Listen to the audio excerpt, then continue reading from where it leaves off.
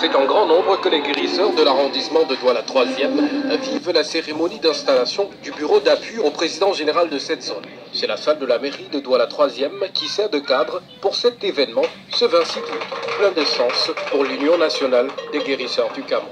Aujourd'hui, nous sommes d'abord dans la lutte de ceux qui ne travaillent pas bien, c'est-à-dire que des faux traitants. Parce que c'est d'abord ça le véritable problème. Il y a des gens aujourd'hui qui veulent, chacun veut porter le chapeau pour dire je suis traitant, alors qu'il n'est pas traitant. Alors nous comptons aussi sur l'appui des autorités pour qu'ils nous essaient de nous aider dans cette lutte-là pour éradiquer le mal, c'est-à-dire ceux qui ne sont pas des vrais traitants. Il ne faut pas seulement de dire je suis traitant, il faut traiter. Parce que la médecine conventionnelle, aujourd'hui, nous donne accès de pouvoir travailler ensemble avec eux. Les membres du bureau national de l'UNGC sont présents à l'instar du premier vice-président national qui revient sur les critères de sélection des membres. Pour que tu sois de l'Union nationale des guérisseurs du Cameroun, il faut le mériter. Il y a soi-disant les tradis praticiens qui poussent comme des champions qui ne le sont pas. Nous, pour que tu adhères à l'Union nationale des guérisseurs du Cameroun,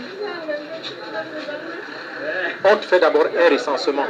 Après le recensement, on fait une descente pour vérifier qui fait quoi. On vérifie ton jardin botanique.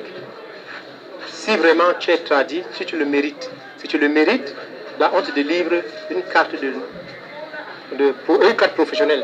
Les nouveaux leaders des sous-sections de l'arrondissement de Douala 3e savent désormais la tâche qui est la leur et marquent leur satisfaction.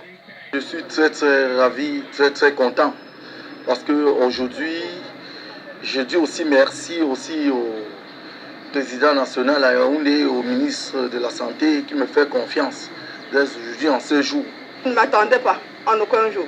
Mais comme c'est figuré, c'est le droit de Dieu, c'est la décision de Dieu, mais c'est une grande joie pour moi d'être à ce niveau que je suis aujourd'hui là.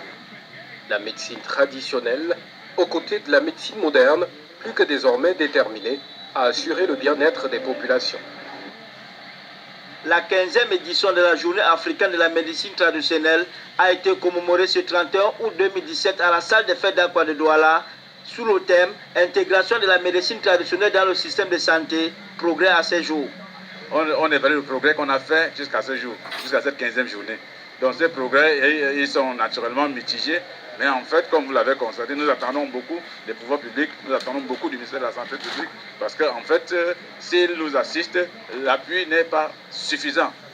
Cette journée est une initiative prise en 2000 par l'Organisation mondiale de la santé et l'Union africaine pour promouvoir la médecine traditionnelle africaine. Était présent